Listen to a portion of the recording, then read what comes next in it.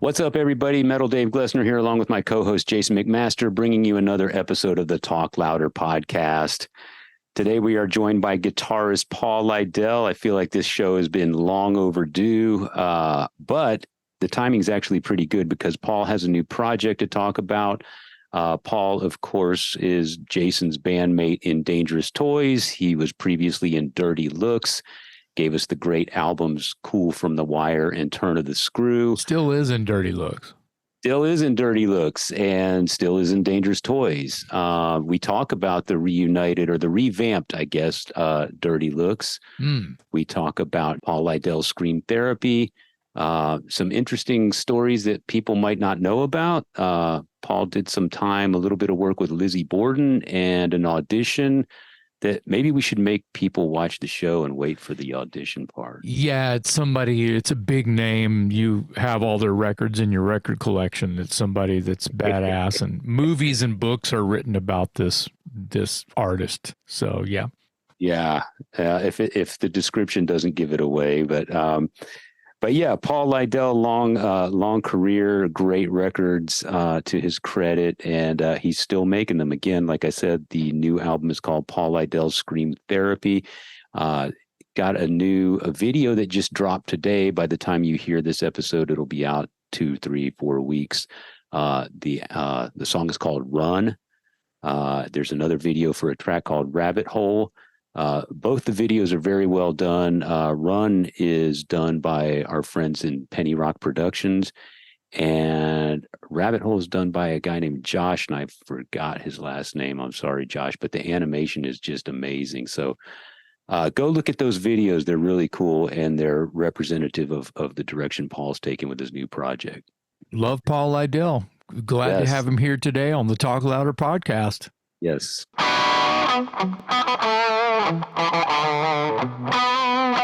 How you doing, Paul? I'm doing great. How you doing?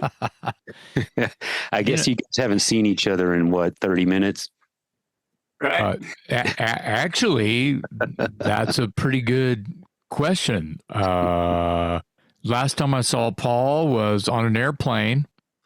Coming back from Boston. Yeah, that's right. And that's been 2 weeks? Yeah, it's been a couple weeks. Yeah. That was a Dirty Looks gig or a Dangerous Toys gig? Okay. We're going to get to all that. First, let's talk about, first of all, thanks for being here. It's long overdue, but I'm glad we have you. The timing's actually really good because you have something brand new to talk about. Paul Lidel's Scream Therapy. And it's your new project. You've got a new album. And today, you just dropped a brand new video for the song Run. That's correct. By the time people watch and listen to this broadcast, it'll be out for a number of weeks. But tell us all about it. Your new project, the videos. I saw another video for a song called Rabbit Hole. That video was amazing. Both videos are great, by the way. So take us through it. Give us a sense of, for people that know you from Dangerous Toys and Dirty Looks, how does this compare or contrast? I think it's considerably different than Dangerous Toys or Dirty Looks in that the songs are written for me to sing.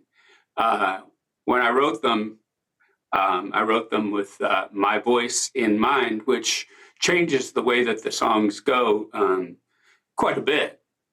So with like 99 Crimes or some of the other bands that I've fronted and was writing songs for me to sing, those kind of songs are going to be a little bit different in style and feel, although, still hard rock and kind of stuff. Yeah. So when you went into this project, obviously you've fronted other bands before, but did you entertain the thought of getting a vocalist, or did you go into this thinking, I'm going to take lead vocals on this? Or was it a case of I looked around, couldn't find what I wanted, and decided to just go for it myself? No. When my old band 99 Crimes folded, and that was a band that I fronted also, and so I was still writing songs and had a whole bunch of songs, and so I just put together a new group of guys, and that's what the Scream Therapy is. Is the proper name of the band just Scream Therapy, or is it Paul Lidell's Scream Therapy? I want to get that right. It's Paul Lidell's Scream Therapy, because that's what it is. And that title track song sort of says it all, in that it's like the songs were real cathartic. They all kind of, I don't know, it seemed like a lot of stuff was pushed down. Some people may be able to relate to this, but a lot of stuff was sort of pushed down, and then it all kind of came up real fast, and through the songs, and that sort of Scream Therapy was very, it's very therapeutic, and so it seems like an apt name for the band, because that's really what it was, is my Scream Therapy. So, I love it. get it out, Yeah. Everybody's got their own way. And the title track, I think, was the first thing you released. Is that correct? Yeah. Yeah. Because I heard that and I was like, oh man, I can't wait to hear the rest of this. If this is a teaser, then I'm looking forward to the rest of it. And you were kind enough to send me an advance digital version of the record, and it's great. Thank you. And so you're on your third single release, I guess, with is that right? Ronnie's third single, yeah. It was Scream Therapy was the first single, and then Rabbit Hole was the second single, and that one had a lyric video. Scream Therapy had just regular video, and the lyric video for Rabbit Hole, like you said, was pretty trippy, right? It's awesome. Yeah. Yeah. And so the guy that did that, his name is Josh Smith. He also did videos for Alice Cooper, and he does a lot of people. So it was an honor to have him make a lyric video. And when I saw it, I was just absolutely blown away. Yeah. And then today we released a video for the song Run, which that single came out just a few days ago on like streaming services and stuff like that. So it was exciting to have the video come out, and that was done by Penny Rock Productions, and they did a killer job, I thought. They always do great work. Yes, I noticed that they have the credit. Yeah. And Run, from what I gather, based on the video, is either loosely based or literally based on the UT Tower shooting in 1965, or there's at least a That's lyric. what the song is about. The video was not directly related to that, although it has that vibe, because the song kind of has that vibe, right? So with the video, we wanted to make it a little bit more ambiguous. But the song is definitely an account of that incredibly horrific event, which when I read about that, it was just so shocking. It became a song.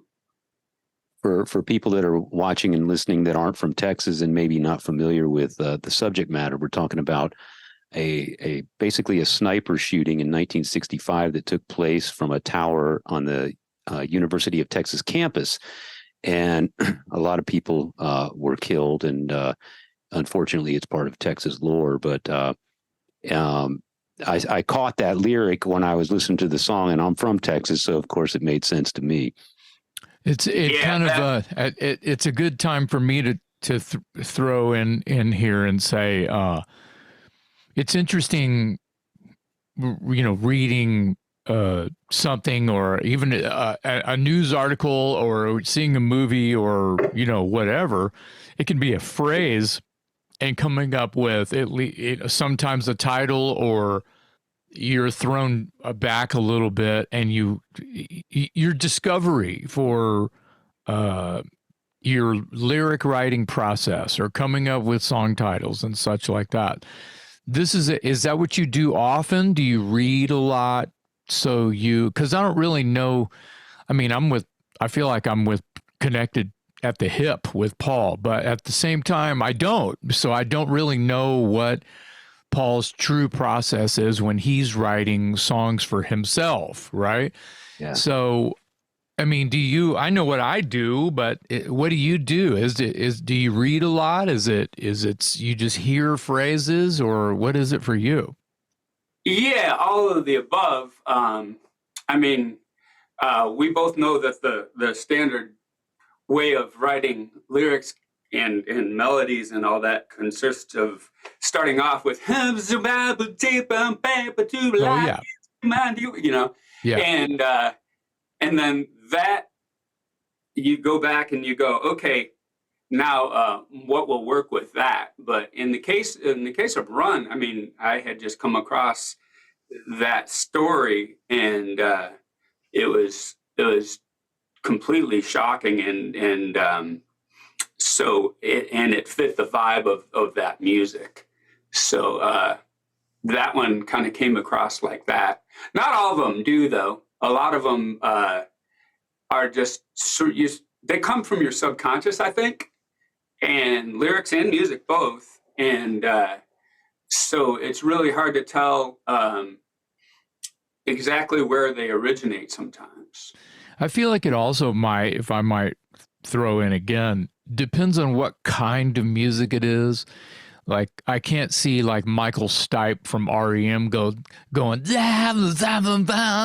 Scooby Doo. I can't see someone like him kind of just scat vocal until he comes up with the right lyric. I feel like someone like that is right.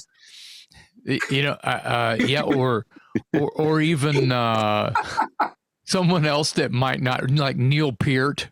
He's not doing that. You know, No. when Neil Peart is writing lyrics, I don't think he's doing that. Doesn't seem like part of his personality whatsoever to go, no way. Yeah. Yeah, it's all different styles of music for Sure. sure. Yeah, and in different styles, their songs are written in different ways, and then consequently, the outcome is different. Yes. So usually, if you start with, if like in a rock thing, the music is really the main thing, and then the vocal is like another instrument, and then the lyrics are sort of a part of that vocal instrument. Yeah. So whereas like in a country song, it's all about like the lyrics, and then in a pop song, it's all about the melody, and you can have pretty dumb lyrics. I buy that. I'll buy that for sure. Yeah. I totally get that. In a rock song is all about the energy and making you move, and the lyrics are almost secondary, if I can be perfectly blunt, unless you're Neil Peart. but Who is not singing the songs? Right. And exactly. this ties that is a good point and ties into kind of what I was saying.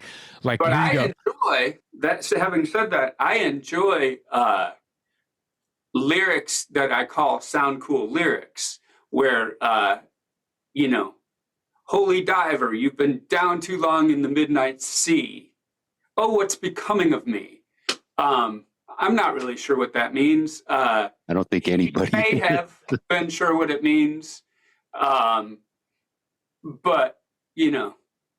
But it sounds cool. Tracks, but you know he's clean. Oh, don't you see what I mean? And I don't, but I don't care because of the way he sung it.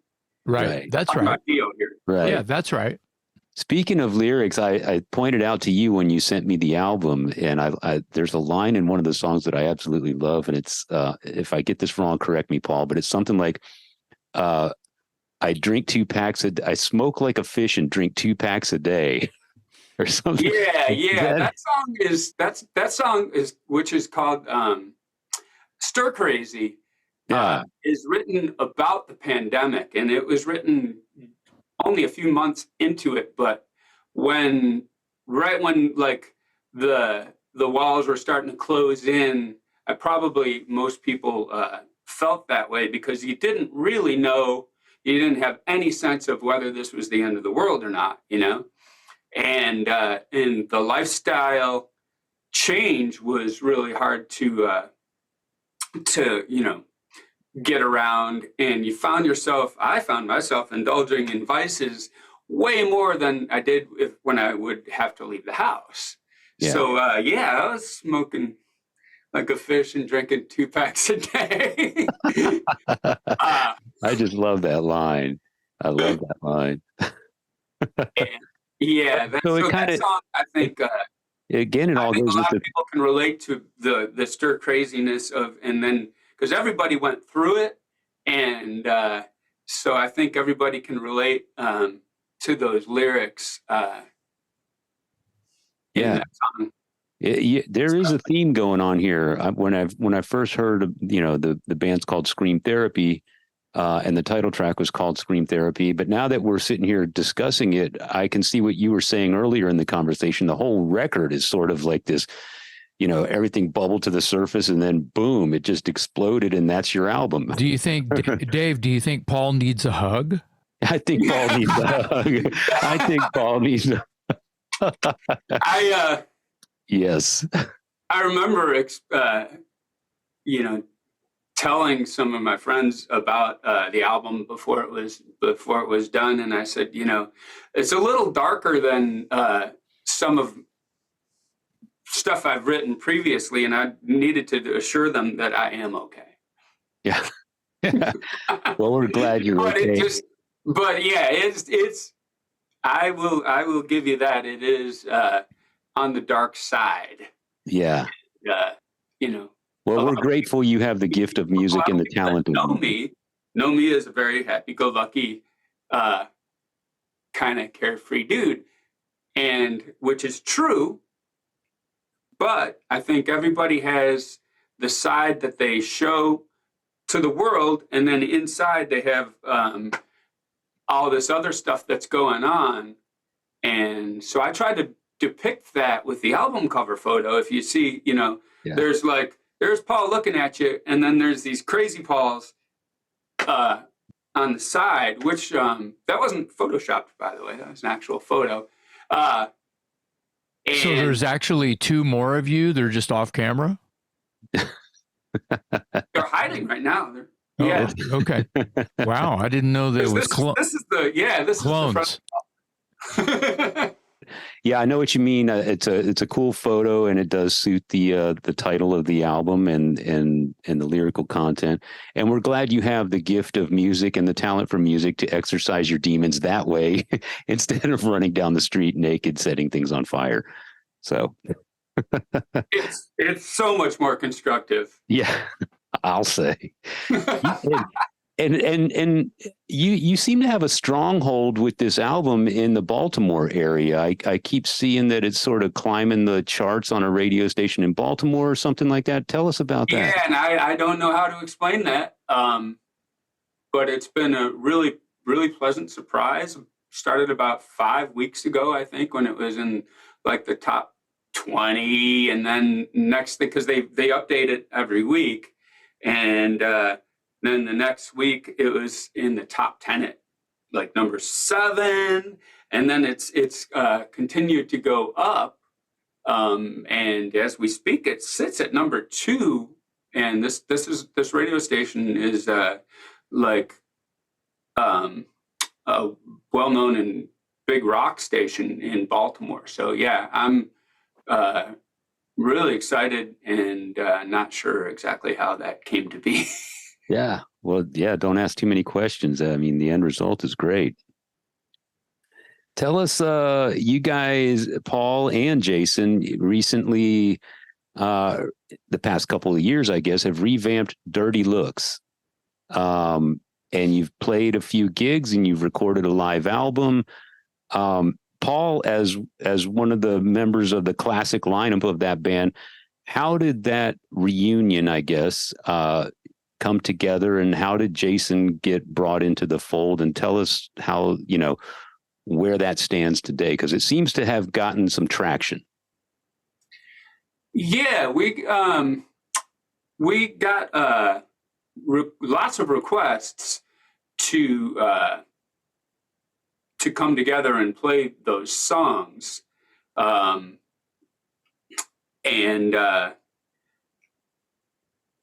so in entertaining that, I was like, well, at first it was like, well, obviously can't be done. We back when Henrik was alive, we had planned to do some type of a reunion thing, and that never happened. So when we started the conversation of it, I said, well, there's really only one guy that could possibly even be considered to do that, and that is Jason. And he was very receptive to the idea. And so we started putting that together. Jack actually flew down here to Texas, and this is like, 5-6 years ago now, and jammed with me and Jason, and that was cool. And then the year or so later, we all got together and rehearsed like for real, and with the show being planned for like 2 weeks later, and that 2 weeks later was in March of 2020, in the middle of March. And so in the span of a week, we saw the world shut down. And so that show got bagged for like 2 more years. So we then came back after 2 years, and we got together and rehearsed there in Pennsylvania, and pulled the show together and played the next day and recorded it for a live album and DVD. That's a ballsy move. Jason and I have talked about this on the show before. And who records their first gig? Right. Yeah, this was the first time on stage for these 5 particular guys together. Because of course David Beeson played guitar too. Right. So yeah, that was his and Jason's first Dirty Looks gig. That, but they both killed it. So, and the show was great, and I think the DVD is pretty cool, and the album is cool. I thought Matt Bray did a great job mixing it. Yeah, he kind of saved the record, in my opinion. Yeah. I should mention that Matt Bray also mixed the Scream Therapy album. Mm-hmm. Oh, right on. Okay. And he did a great job. I'm looking at your background, and I see that white flying V, and that is that the same V that you recorded Cool from the Wire on, and that you have subsequently played at the Dirty Looks gigs? That's the one. That's the one, folks. For those of you that are not watching and only listening, too bad. Legendary. Yeah. So yeah, that guitar made its way into the Scream Therapy logo, if you notice that. Oh yeah. Mm-hmm. That serves as the Y when it's turned upside down. Right. And on the back of the album, I'm holding that up, and that is the Y. Yeah. How long have you had that guitar? For those that can't see it, it's a Dean Flying V, white. It's a beautiful looking guitar. Yeah, and I'm pretty sure it's an 82, and I bought it used in 84. And you recorded Cool from the Wire on that guitar? Yeah, only that one. Wow. That's awesome. That's really, at the time, that's all I had. We were not wealthy yet, and then we got endorsements, but not till after, so. Yeah. So I think a lot of people are under the impression, I know I was for the longest time, I thought that the first Dirty Looks album was Cool from the Wire, but there was actually like 3 independent albums and an EP or something that came out before Cool from the Wire. Cool from the Wire is your first major label, right? Of course, but were you even in the band at the time that those independent releases came out? So tell me. There's one album that was Henrik and a couple other guys, and I think they did that in San Francisco. And then Henrik came back to Pennsylvania, and then they recorded the I Want More album. and then he hooked up with Jack, and they recorded the In Your Face album. And after that, Gene and I joined the band, and Atlantic actually wanted to just re-release In Your Face. They wanted to remix it and just release it because they thought that album was fine. And then we did some more demos for them, and with Gene and I playing on them, and they said, "Oh, hold on, new plan. We want this particular band to record an album, and let's get Max Norman in here to produce it and do an album for real." So that worked out really well for Gene and I. Yeah, no disrespect to who played on In Your Face, but yeah, I think that was a wise plan.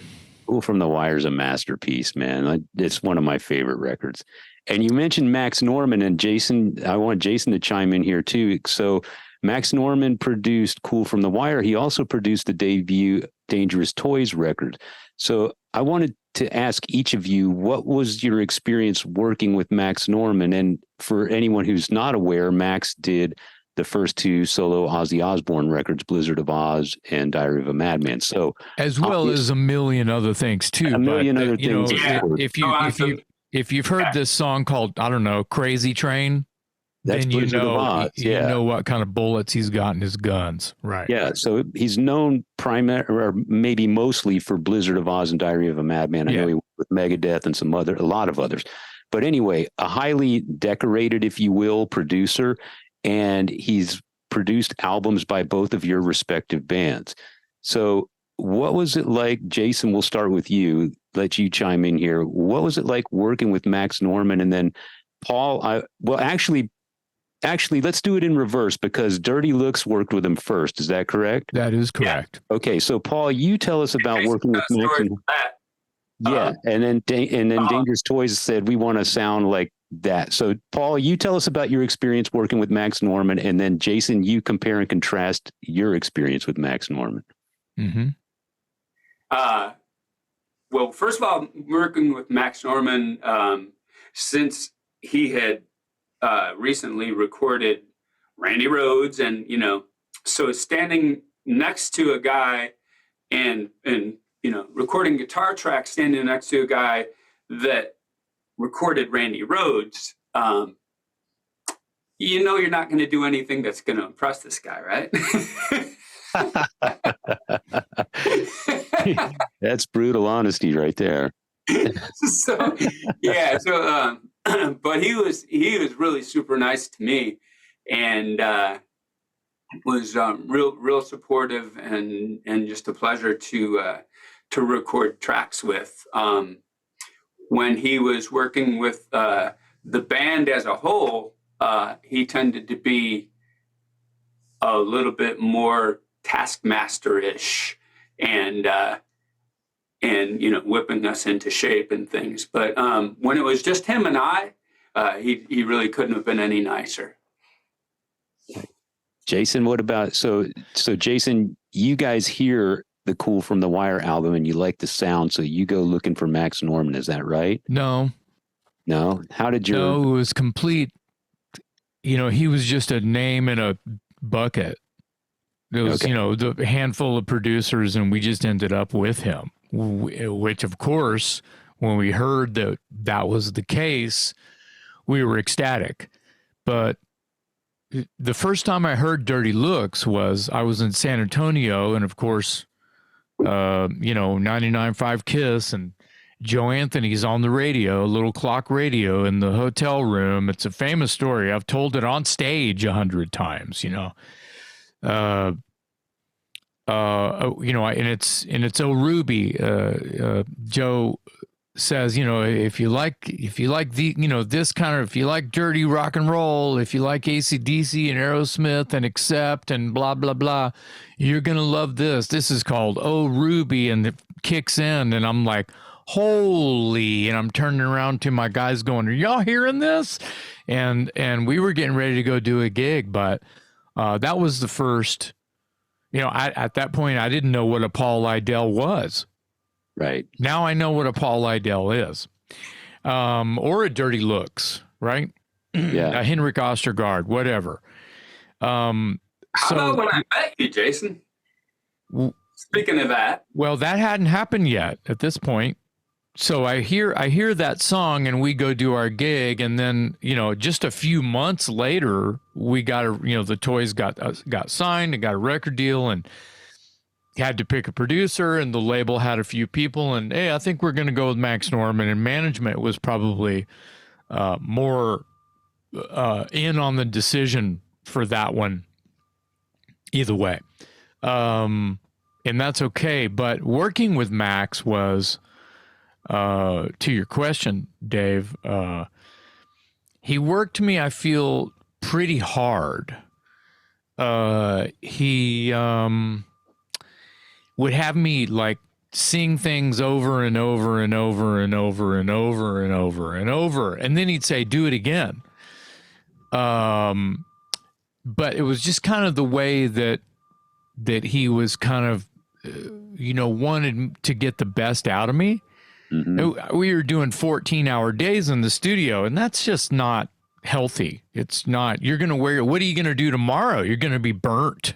Right. Well, good thing I was young, So, I think AC/DC, Brian Johnson probably sings his vocals twice per song,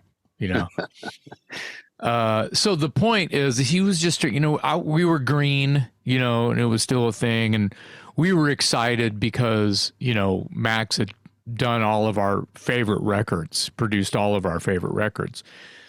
And Cool from the Wire was one of those records. And we got to talk about, how he, we heard Henrik's stories and we heard Dirty Look stories. And I think, and I want Paul to chime in here, I think Paul may or may not have been there, but Henrik and Jack at least came by the studio when they were in LA to visit. I think they were like mastering Turn of the Screw, and they went to visit Max while he was mixing the first Toys record. Paul, do you know anything about that? No, I've never heard. Jack tells a story about him and Henrik going to wherever Max was. I don't even know if he was still at Sound City, but they stopped by and hung out with Max, and he was mixing the Toys record, which I thought was also this really cool, like, additional story to go with the lore of, all of our working together and having, mad love for each other. So, I think that everyone's experience with Max can be different. I don't know if like Scott got along with Max. I don't really recall. But I think Mark from the Toys got along great with Max because they were, smoking a joint every 5 minutes. Tell him the recording Sport and the Woody story.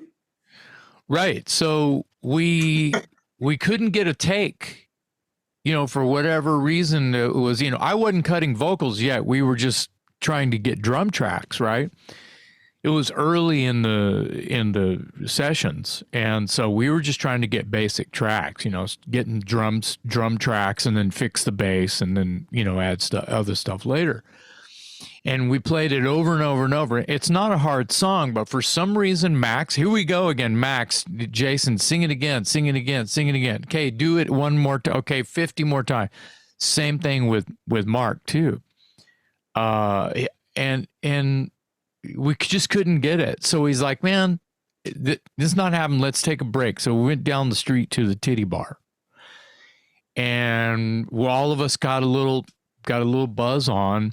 It came right back and got a take almost immediately, just because the tension had grown so much after him cracking a whip, only not being mean about it, but just going, yeah, that's not it. Yeah, we need to do it again.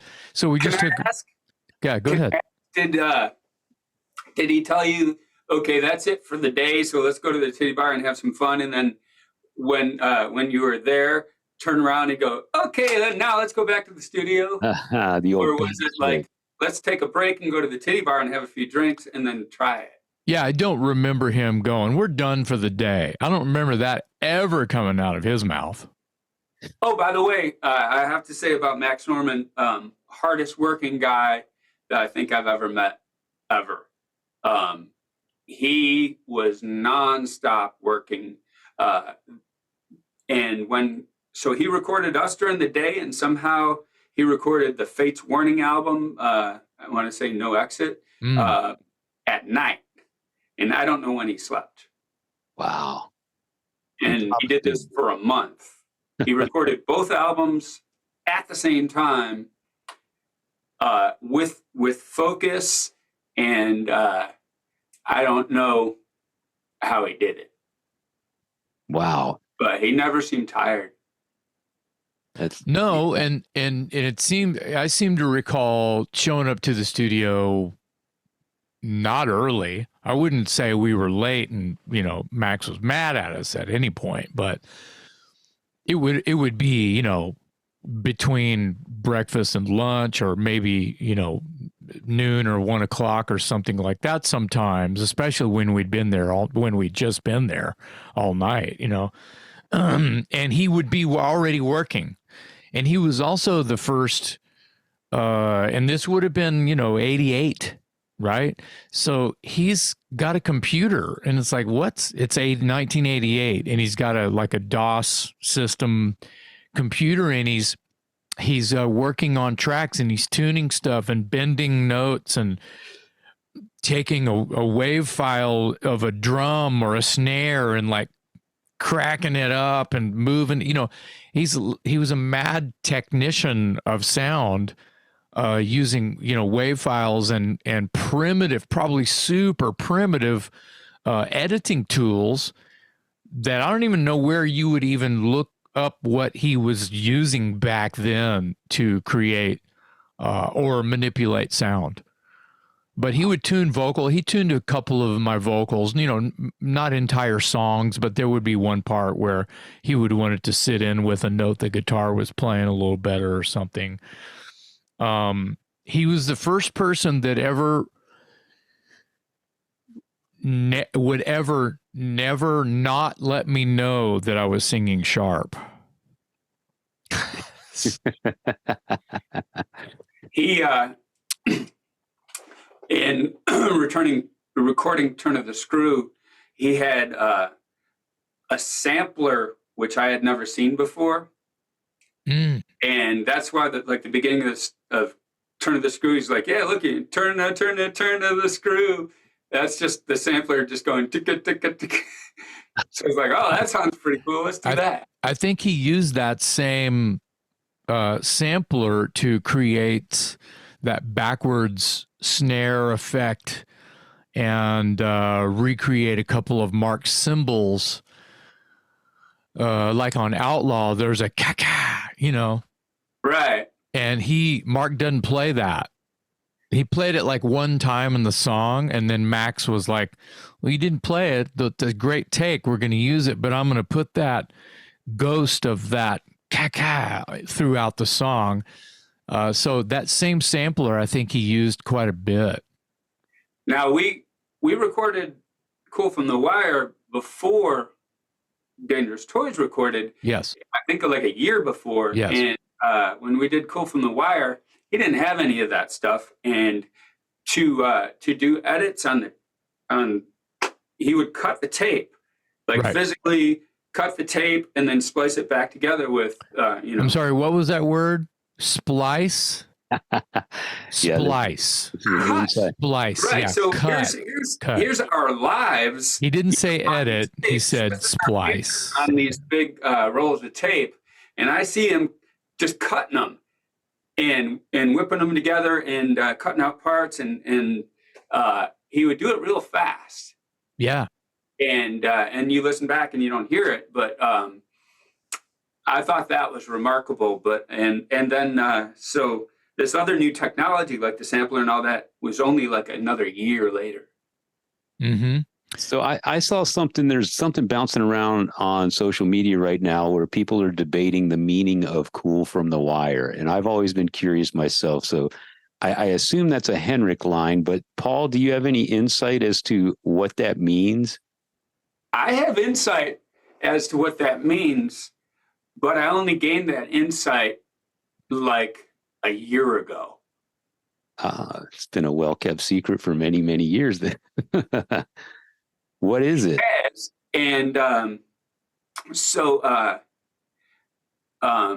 Jack, bass player Jack's wife, Kathy, was telling me that Henrik was telling her before the song, as he was putting it together, he said, I'm going to call it Cool from the Wire, which is like sort of cool from the beginning, like starting off cool. And that's what he had in mind.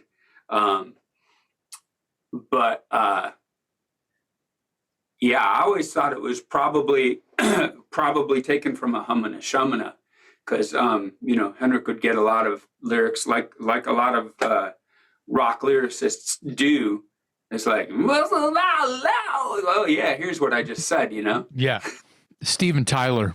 Jason knows something. Tyler, yeah. So Kathy gave me that insight like a year ago, and that was the first that I'd heard of any of that. All right. I never asked as much time as Henrik and I, the countless hours that we spent together. I never asked him what the songs were about. Yeah.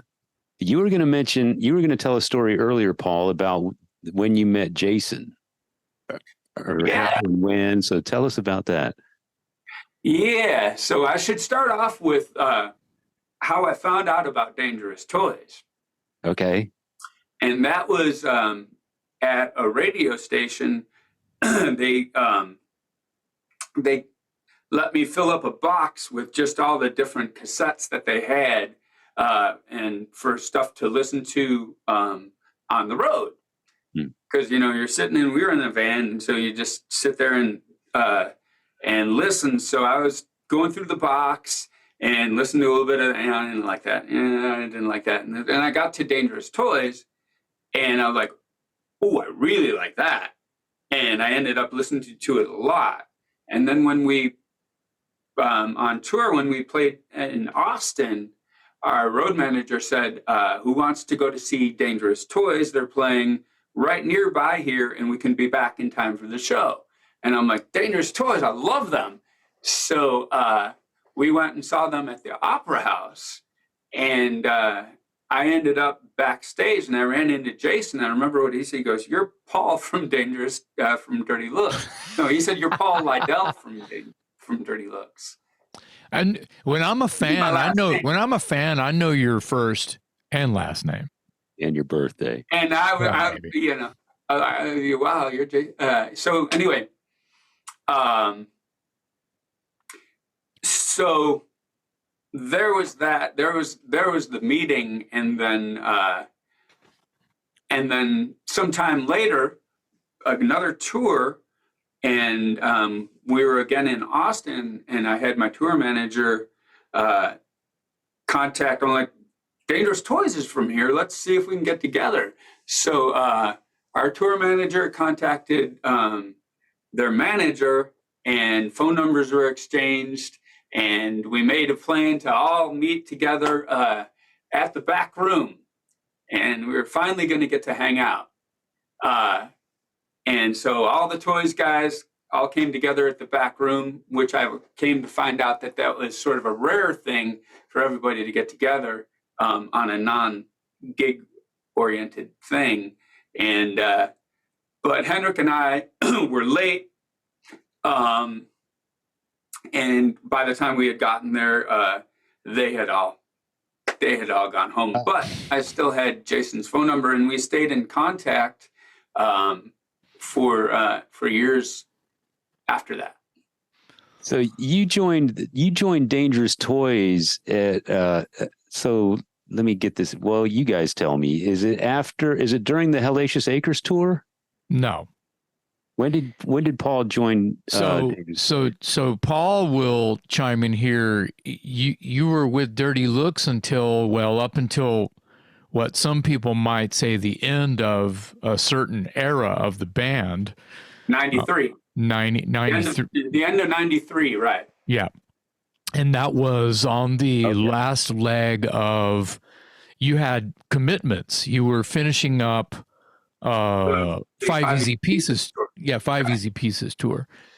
And we needed a guitar player earlier than that because Danny had left in 92.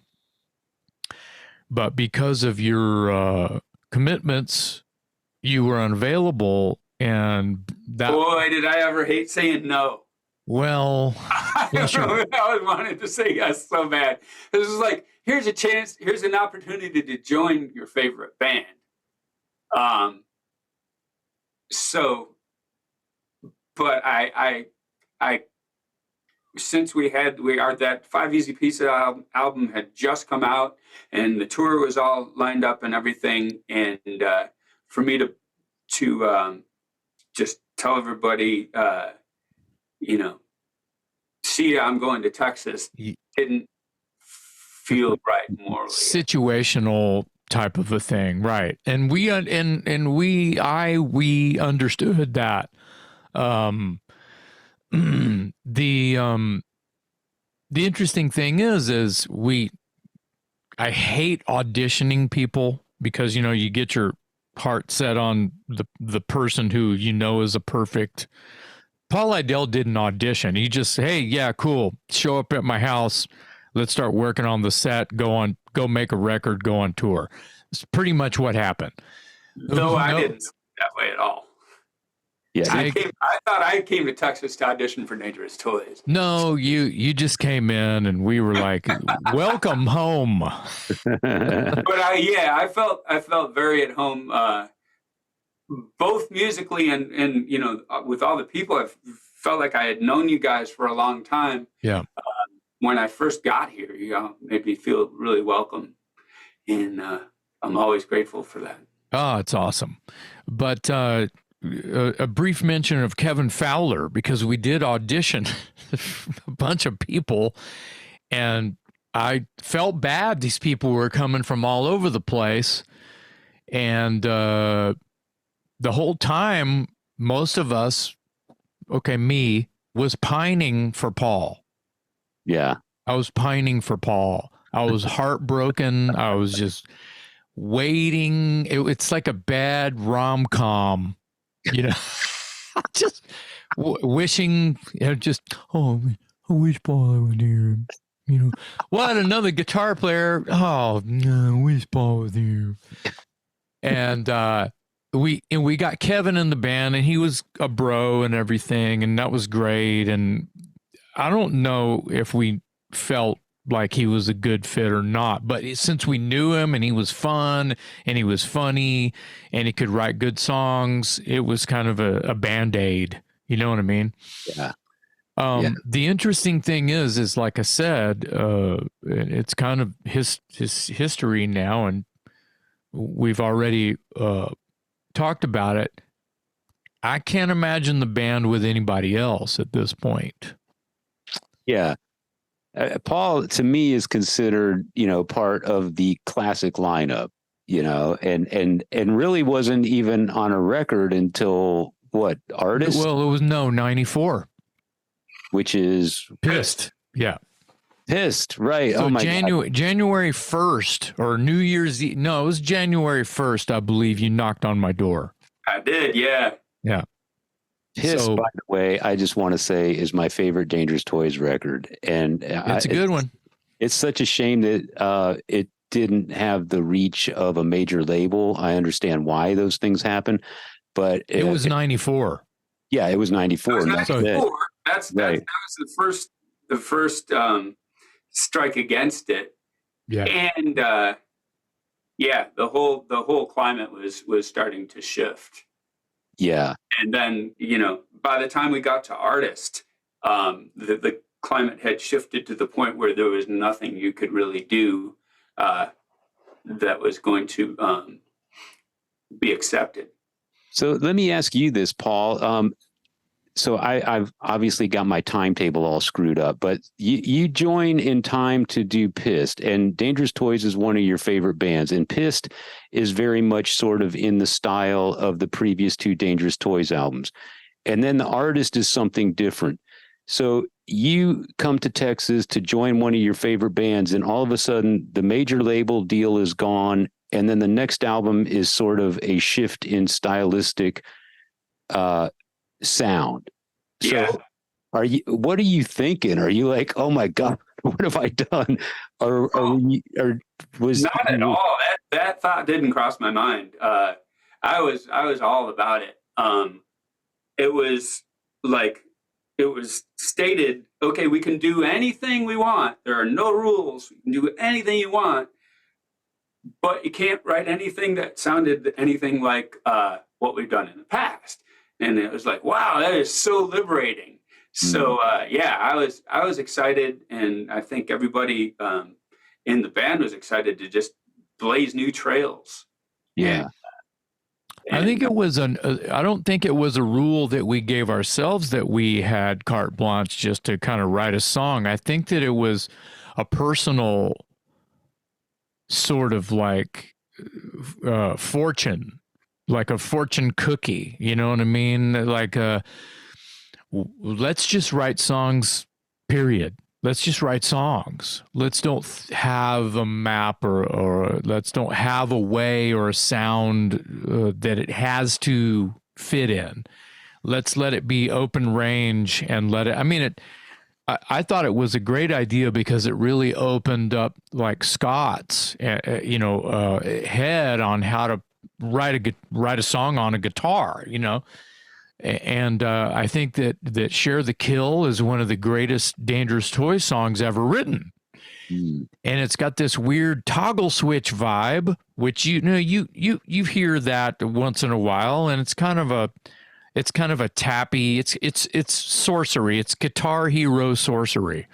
And you don't hear that kind of thing a lot, but I've heard quite a few guitar songs that go, have that stutter. Some people use called a kill switch. It's a button installed on the guitar and they can play notes and it's like, sounds like a tremolo kind of a thing. Anyway, I thought it was really cool and very modern sounding.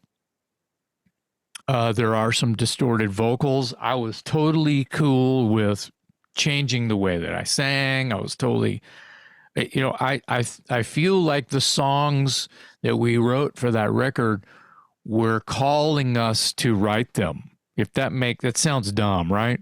But it was kind of like a sidebar. We couldn't have made the record without Paul, because I feel like because this open range and open mind of which sounds like this new way of writing songs. Me and Paul spent a lot of time together, and Paul was writing drum parts on a drum machine for Mark to play. Now it's Mark's ideas and fills where the turns are, but which I have to interject that that was Mark's suggestion that I do that.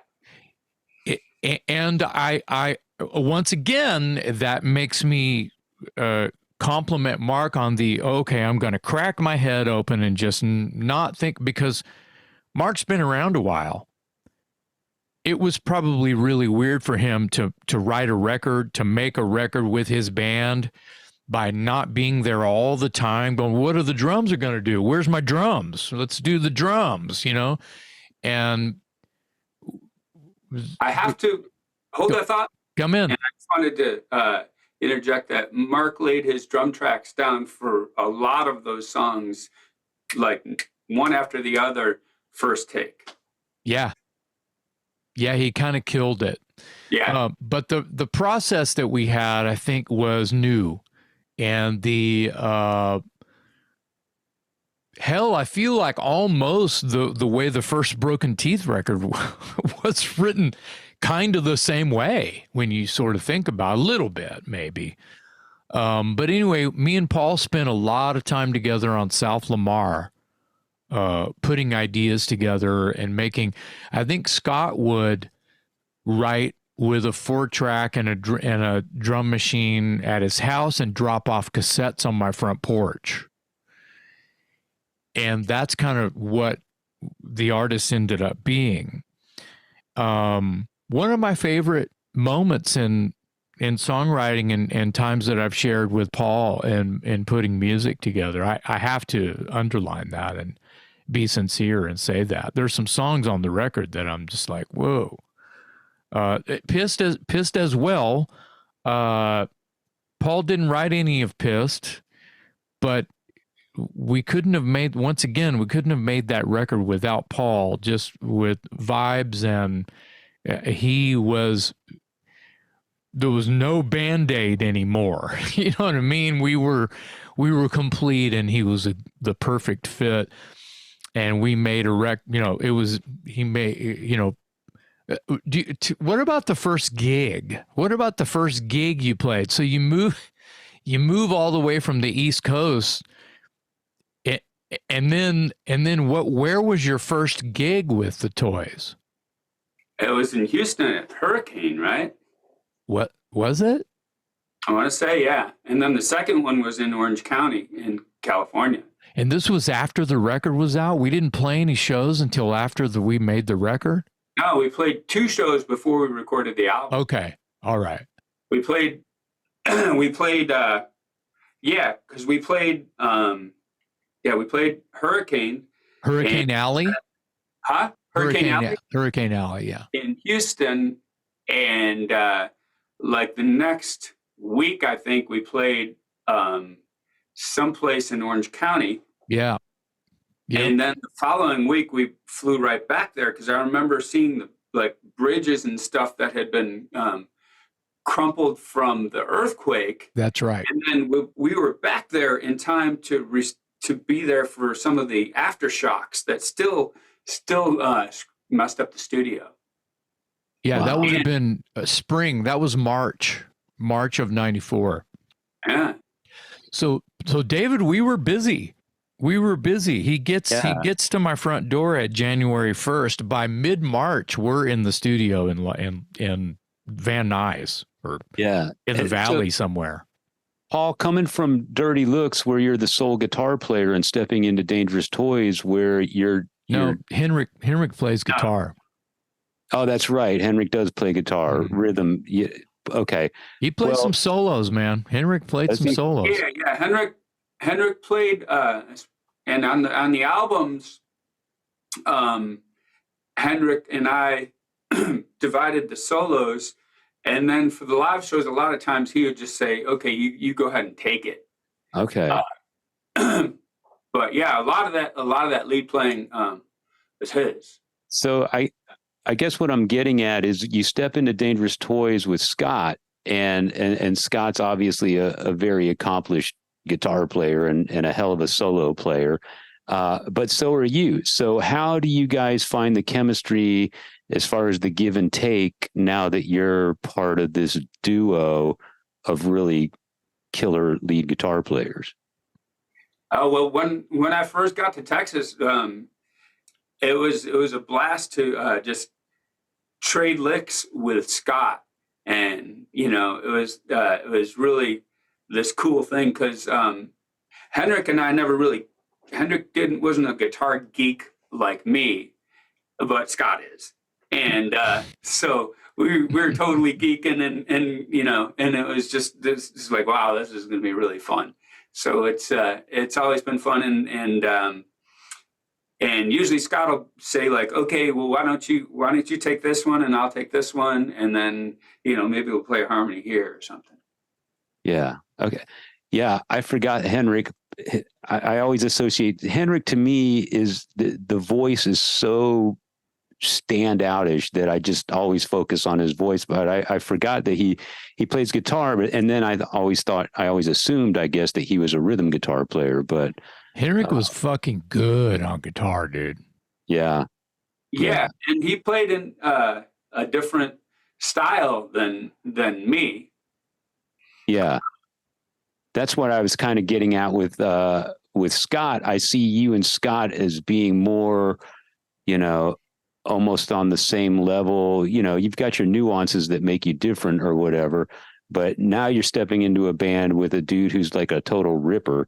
And I've seen you play and you're a total ripper as well. So that's why I was asking, how do you guys compromise? And you got to understand that you're stepping into his band. So how do you kind of dance around that? And how does it all end up working out in the end? Yeah. I mean, I'm just happy to be here, you know. However, you know, I want to do whatever it is that makes things good for, you know, for the albums and the live shows. So yeah, so it's usually Scott will usually determine, you know, okay, you take this and this, and I'll take this and this.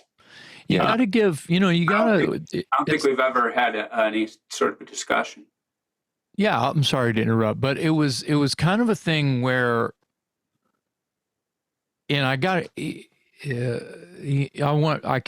excited to hear Paul chime in on this little tidbit, but as you say, Dave, I mean, Scott's kind of this wicked guitar player. He's kind of has his own thing, and you can tell who his influences are for sure because he wears them on his sleeve, and that's fine. But no one really puts them together like that, you know. Like I think that the solo in "Scared" is singable, and I think that it's put together very well. It's almost like these verses of a song within the guitar solo, right? Yeah. But played by a guitar. So, and it's written that way. But when Paul comes, Scott is well aware of Paul's abilities. When Paul just shows up, oh, cool, man, I'm in Dangerous Toys now, and I get to jam with Scott, and Scott's well aware, but yet there's no intimidation, power play, or any kind of thing about who's going to be the main guitar player on a certain song. It's like Scott might be, you know, managing those areas a little bit because Paul is the new guy. Yeah. 35 years later. Yeah. But you know what I mean? I think that it was very kung fu of Scott to be able to have a home and a place for Paul to still be Paul and not really hold back when Scott needed Paul to be there to be Paul. There was plenty of room for Paul to express himself on guitar. I mean, it's kind of interesting that, you know, how different Scott and Paul's solos is what I'm talking about, just as much as anything else. And distinctive. You can tell when Paul's playing a solo. You can tell when Scott's playing a solo. Yeah. Do you remember any kind of like reason why you think Scott would want you to take this solo and he take that solo, whatever it may be? Maybe in the early days, my style might fit it better than his style. Yeah, but it's also interesting that when there is like this little bluesy thing, like Scott is, you know, sometimes there's a little bluesy thing that screams Paul Lidel. Scott will be playing on. Do you see what I'm trying to say? It's like, I think stylistically, I think it's just like, you know, he's giving it to you, not because like to make himself feel better. I gave Paul a solo. Did you see that? I think that it's more like a thing like, well, Scott's got this really bluesy thing that he's playing. And I'm like, hey, I thought Paul was the bluesy guy in this band because Paul's playing is bluesy. Yeah. So, yeah. And, you know, now that we're talking about this and knowing Scott a little bit like I do, he's a totally chill dude. I mean, I didn't ask the question wondering if there was any like fist fights or power struggles or anything like that, but I was especially from Paul's perspective, coming into this band. And then, unlike Henrik, nothing against Henrik's style, but Scott to me is like one of the most underrated shredders out of the 80s. People talk about George Lynch and Warren DeMartini. I think Scott is one of the overlooked guitar players of that era, So that's kind of what I was asking. Yeah. Scott's been written about. It's in print. There's some people out there that have really kind of championed Scott's guitar playing, mainly with the Toys singles or, the record but putting it in a bucket. I think, in Sean Kelly's book, Don't Call It Hair Metal, there's a full page where he's praising Scott's guitar playing on the debut. So, yeah. Yeah. And Sean Kelly is a guitar geek like Paul and like Scott. So it makes sense that a guitar geek would recognize that sort. But the average casual listener, Scott's name doesn't often come up in the conversation of great guitar players, and it should, is what I'm saying. I just think that it's cool that Paul is here and he still has all that respect for Scott and hearing him. That's for sure, yeah. Seeing him glow a little bit still from days past when he showed up at my front door. Yeah. Great. I was just as excited as he was. And for the record, it was Brian Perry who was standing next to him, drove you down here. Wasn't he on his way out to LA, or was he? So this is sort of a funny story, but we were in his CRX. So this is not a large car, right? Honda, yeah. Honda CRX. One of the smallest cars I can think of. So Dirty Looks had just folded, me and him, because of course Brian Perry was a bass player in Dirty Looks at the time. And so him and I were both without a band, and I'm like, well, I'm going to Texas, and he's like, well, I'm going to LA. And so he says, well, I'll drop you off in Texas. So we both had all of our worldly possessions in the CRX. One of my worldly possessions was a Marshall 412 cabinet. That doesn't leave much room for many more worldly possessions.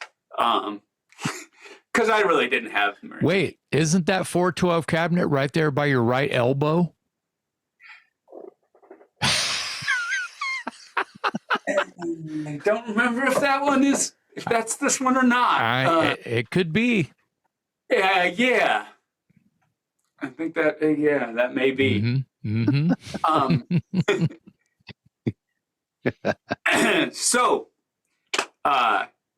So Brian drops me off in Texas, and it was not even 2 weeks later, when we played a show almost immediately after I got here.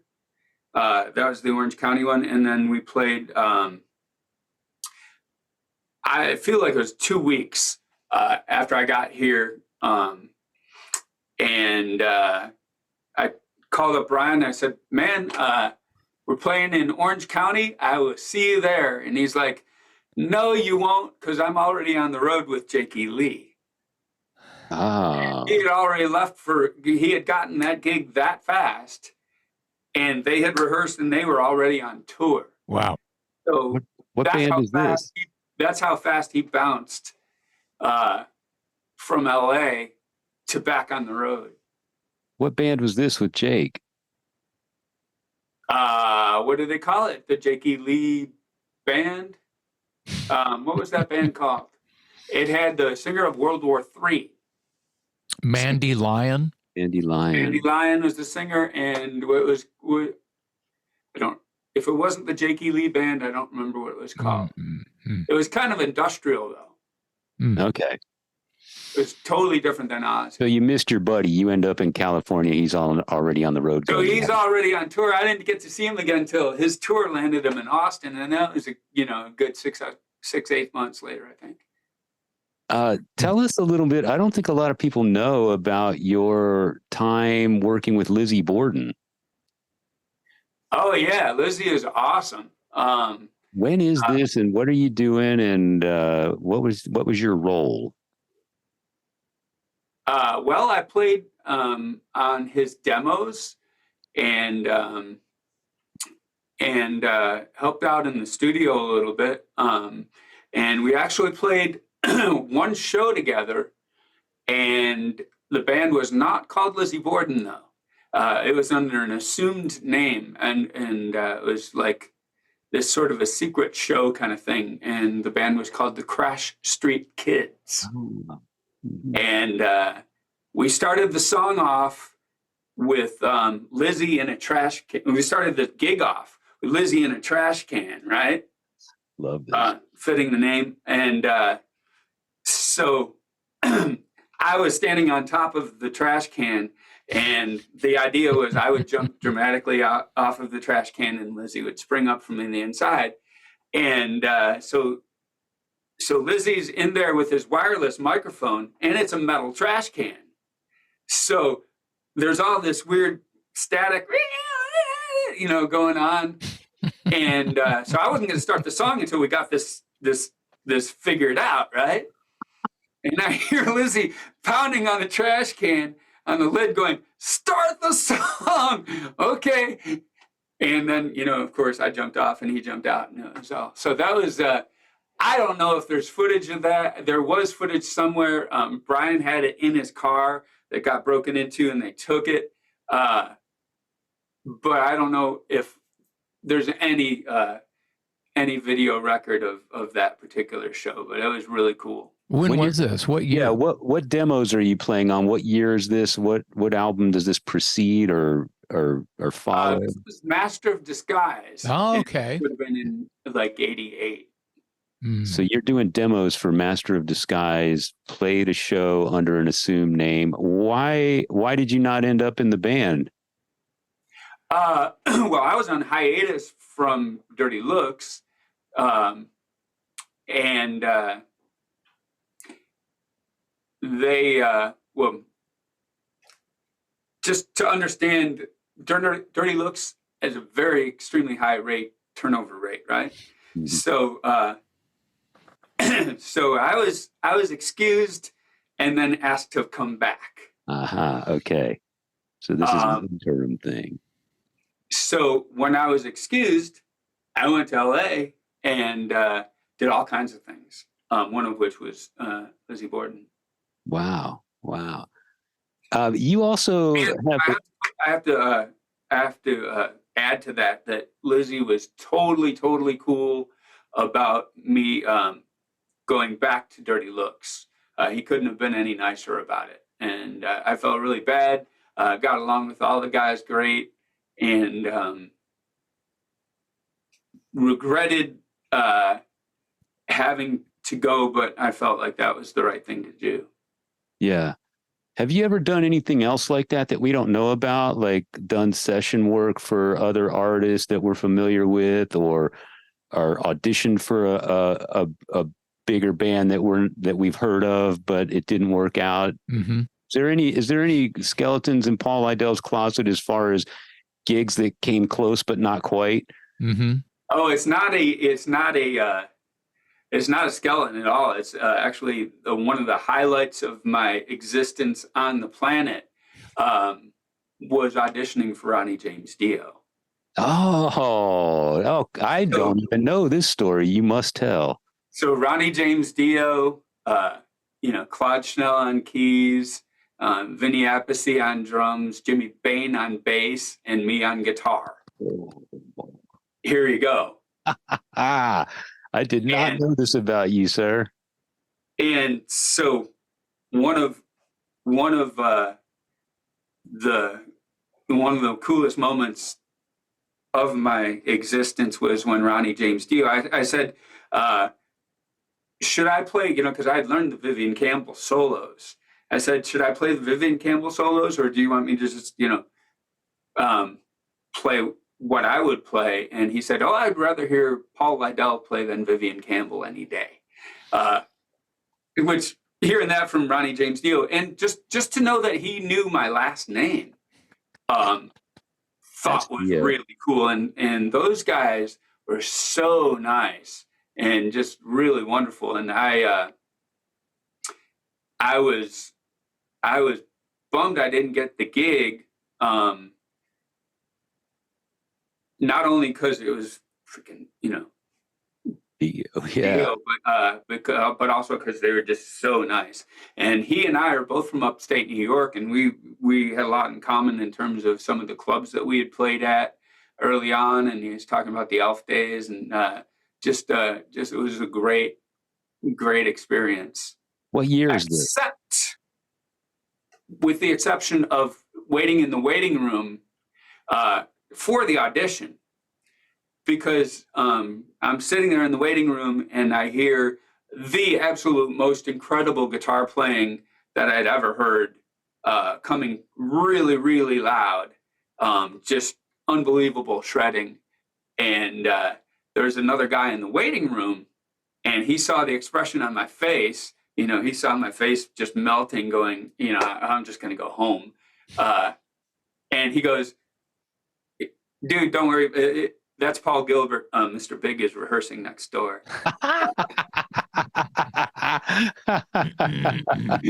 like, okay, good. That's not the guy before me. That's better. That's classic. That's hilarious. What year is this year auditioning for Dio? Oh, this is all in the same time when I was on hiatus from Dirty Looks. Okay. So I got to LA, and all kinds of things were happening. So who did that gig go to eventually? So I'm standing in line at a bar at the Whiskey, as a matter of fact, standing in line to get in, and a couple people behind me, I hear this sounded like a child talking, but in an English accent. He said, "Yeah, I got the Dio gig," and I turn around, and here's this little kid in a football shirt. And it was Rowan Robertson. Right. And so that was how I found out that I didn't get the gig. Wow. That's amazing. Yeah. That's amazing. I've known you all these years and I never knew that. Jason and I had an interesting encounter when we were in Nashville at Rockin' Pod. We ran into Brian J., who played guitar with Keel for a while. Yeah. And he was, I don't know what prompted this discussion, but he started talking about he auditioned for Dio at one point. And according to him, he had gotten his playing was good enough to get the gig, but Dio didn't want him in the band because he was way too tall. And Dio was self-conscious about too many tall players on stage, making him look even shorter than he already is. So Brian was like, it's the first time in my life being tall was a negative. Well, Craig Goldie is very tall. He's just not as tall as Brian J. Brian J was pretty darn tall when I tall. Yeah. Well, that's amazing, Paul. Didn't they say Cliff almost didn't get the gig in AC/DC because he was too tall? I don't know. I don't know that story, but yeah. Cliff Williams, not a tall guy. Yeah. But there was some debate whether he would get the gig or not. Wow, the Dio story just blows me away, man. I had no idea. Tell me also, you have a Kiss story back in the Dirty Looks days. Did you guys open for Kiss, or didn't you meet Gene Simmons or something? Tell that story. Yeah, opening for Kiss, I believe it was in New Hampshire. It was an outdoor show, and so we're in the catering tent, and we're eating, and there's Kiss, and they're sitting at the table, and we're trying to be all cool, and not stare but there's Kiss. So I'm I'm up there putting some food on my plate in the off the line, and tap tap, how you doing? I'm Gene. Introduced himself to me, which I was totally blown away by that. He had no reason that he had to do that. But it turns out Gene's just this friendly, cool dude, and you don't get that vibe from him from his stage persona, right? Yeah. But yeah, he is just really friendly, cool guy. He told us we could hang out on the side of the stage when they played, and it turned out that he and they liked the band and had us play subsequent shows with them. What tour is this for Kiss, and what tour is it for you? What years? I want to say it was Animalize.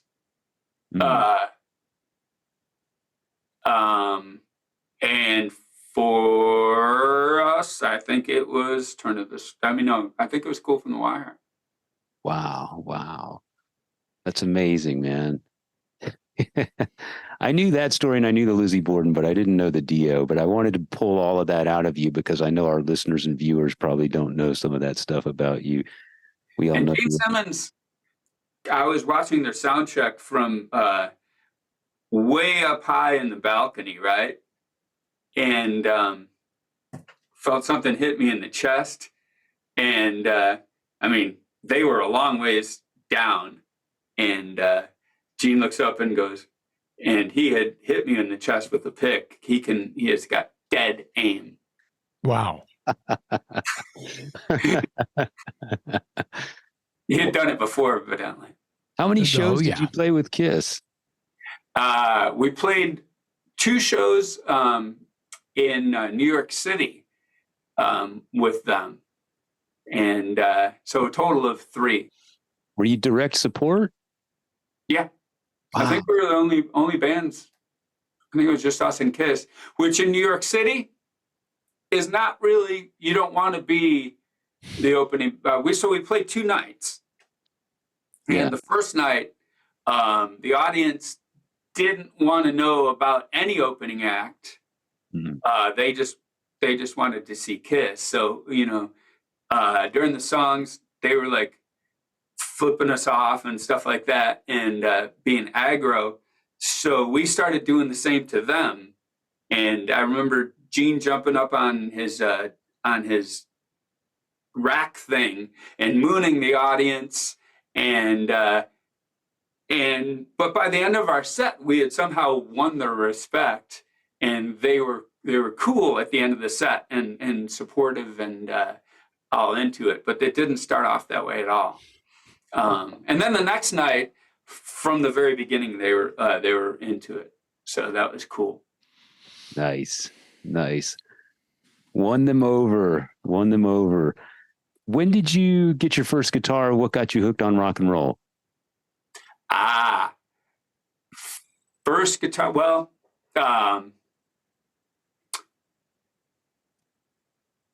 okay. So I started off as a drummer at age 9, and took drum lessons. And I've played in from age 9 up until I graduated from high school. I played in every percussion thing available in school: stage band, orchestra, everything that there was, jazz band.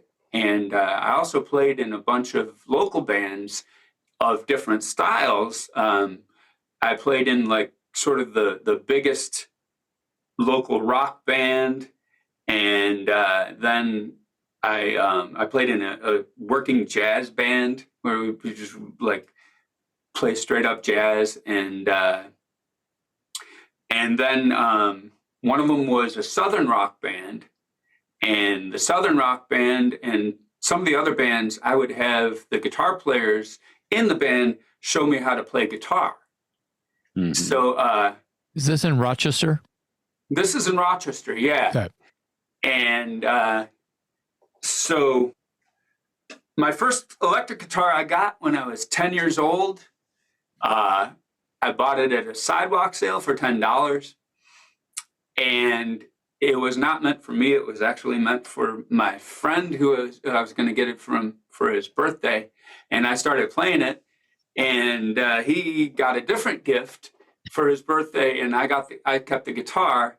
and have been playing ever since. But I was mainly a drummer, and that was going to be my life and my career up until I was probably 14.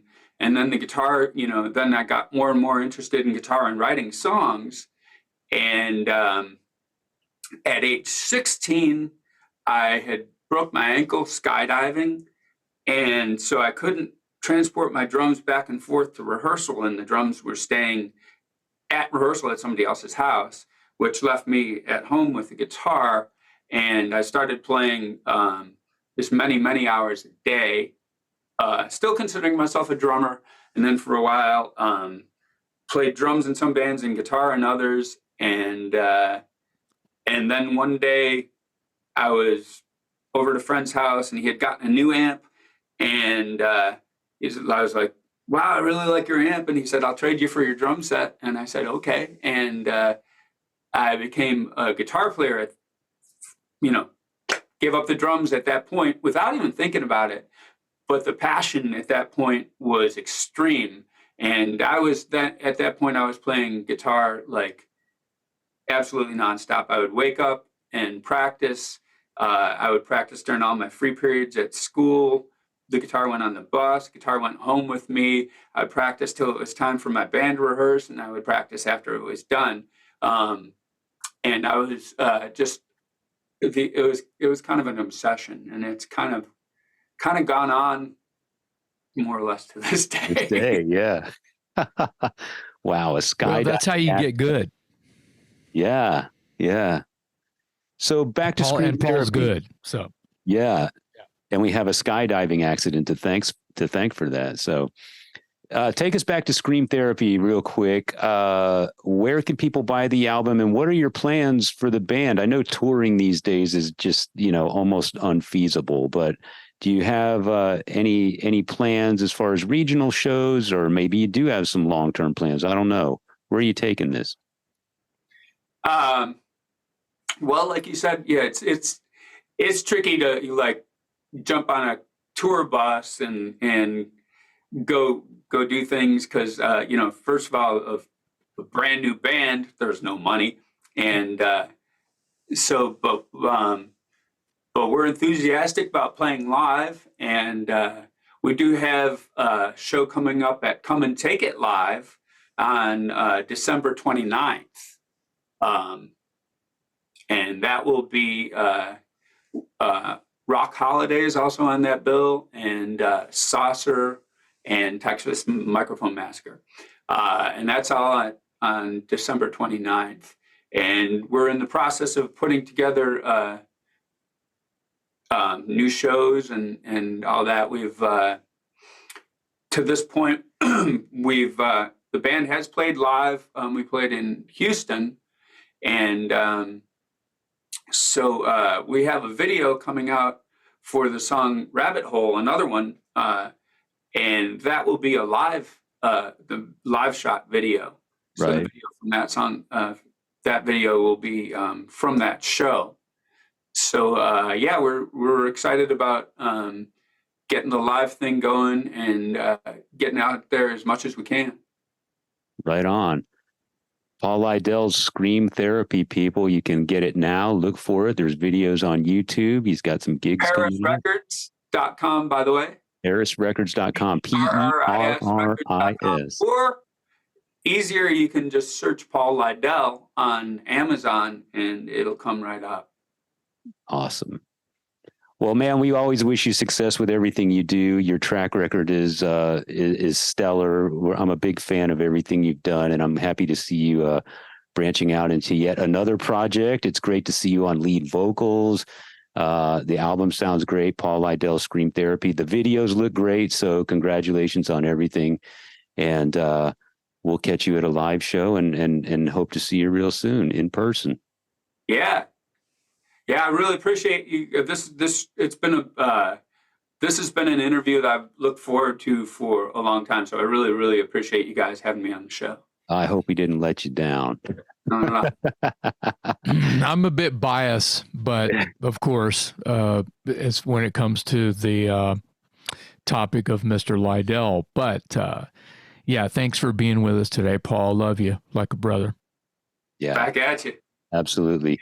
On behalf of my co-host, Jason McMaster, I'm Metal Dave, along with our special guest today, Paul Lidel on the Talk Louder podcast.